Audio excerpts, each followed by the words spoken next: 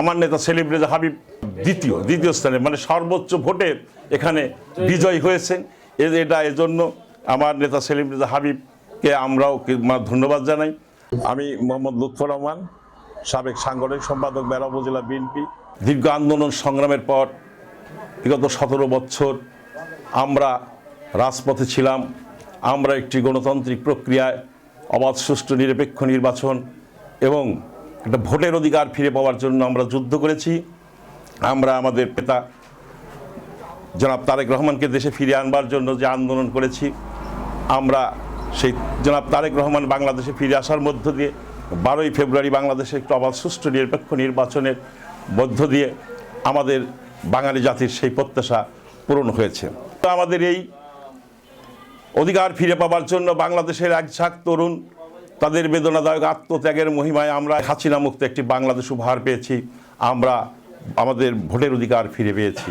বিগত 12 তারিখে যে নির্বাচনটি হয়েছে বাংলাদেশের ইতিহাসে স্বাক্ষর বহন করবে, যে নির্বাচনের মধ্য দিয়ে দেশের মানুষের স্বতঃস্ফূর্ত উপস্থিতি আমরা দেখেছিলাম। সেদিন বাদবাঘা জোয়ারের মতো দেশের মা বোনেরা নির্বিঘ্নে, নির্দ্বিধায় তাদের মতামত প্রয়োগ করতে পেরেছেন। এজন্য আমি প্রশাসন বা যারা দায়িত্বপ্রাপ্ত কর্মকর্তা কর্মচারী ছিলেন তাদের প্রতিও আমি কৃতজ্ঞতা জ্ঞাপন করছি। আমি মনে করি যে বাংলাদেশ যখন একটি দুর্বিষহ অবস্থার মধ্যে ছিল, যখন এদেশের মানুষ হাহুতাশে ছিল, যখন এদেশের দিশেহারা জাতি যখন কোনো কুল কিনারা খুঁজে পাচ্ছিল না, যেমন আমার প্রয়াত নেতা মরহুম প্রেসিডেন্ট জিয়া রহমান এই বাঙালি জাতির পাশে দাঁড়িয়েছিল বটবৃক্ষের মতো, তারই উত্তরসূরি আমার নেতা জনাব তারেক রহমান। আশা করি এই বাঙালির দুর্দিনে তার সুযোগ্য সন্তান হিসেবে এই বাঙালি জাতির দায়িত্ব কাঁধে নিয়েছেন। আমি আশা করি যে অতীতের সকল যে সমস্ত স্বৈরাচার, অনাচার, দুর্বৃত্তায়ন এদেশে হয়েছে, এই দুর্বৃত্তায়ন বাংলাদেশের মাটিতে হবে না। সন্ত্রাস, চাঁদামুক্ত একটি বাংলাদেশ উপহার দেবে। এদেশে দখলবাদ, চাঁদাবাজদের কোনো স্থান এদেশে হবে না, কোনো দুর্নীতিবাদের স্থান বাংলাদেশ জাতীয়তাবাদী দলে হবে না, বাংলাদেশে হবে না। মানুষ গড়ার একজন রাজনীতিবিদ হচ্ছে এ কে এম সেলিম রেজা হাবিব।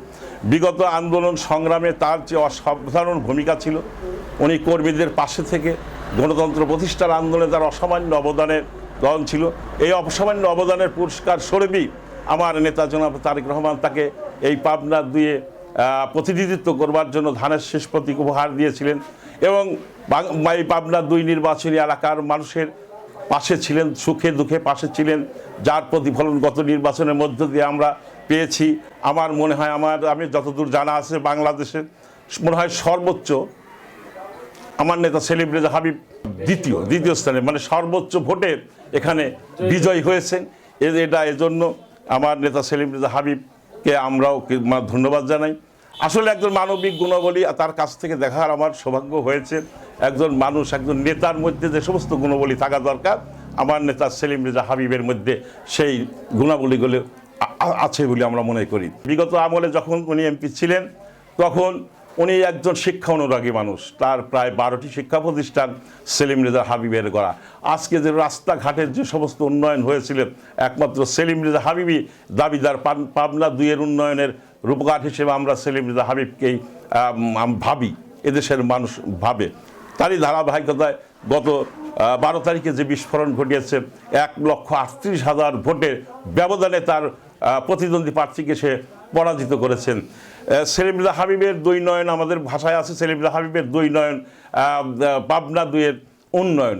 উনি মাননীয় সংসদ সদস্য হওয়ার পূর্বেই উনি কিছু কর্মকাণ্ড হাতে নিয়েছেন। আমাদের কর্মীদের ডেকে আমাদের কোন জায়গায়, কোন এলাকায় কি আমাদের সংকট আছে, সেই তালিকাগুলো উনি ইতিপূর্বেই সংগ্রহ করেছেন।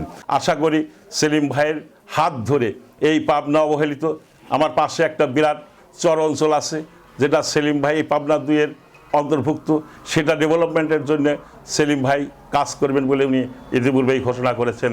আমাদের পাবনার যোগাযোগ, ঢাকার সাথে যোগাযোগ ব্যবস্থার জন্যে আমরা যেমন দাবি করেছিলাম, ইতিপূর্বে দাবি করেছিলাম, পাবনাবাসীর দাবি, উত্তরবঙ্গের দাবি যে যমুনা, 2য় যমুনা সেতু, সেই দাবি পূরণে উনি সহায়ক হবেন বলে আমার মনে করি।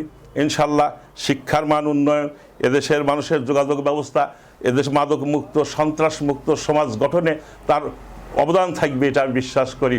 তাই পাবনাবাসীর পক্ষ থেকে, পাবনা 2 নির্বাচনী এলাকার মানুষের পক্ষ থেকে, জনগণের পক্ষ থেকে আমি আমার নেতা এবং আগামী দিনের প্রধানমন্ত্রী জনাব তারেক রহমানের প্রতি আমি আকুল আবেদন করব। আমরা এই পাবনা 2-এর বাসীর আকুল আবেদন, আগামী দিনে যেন আমার নেতা সেলিম রেজা হাবিবকে একটি মন্ত্রণালয় তার উপর দায়িত্ব অর্পণ করেন। একজন মন্ত্রী হিসেবে পাবনা 2 মানুষ তাকে দেখতে চায়।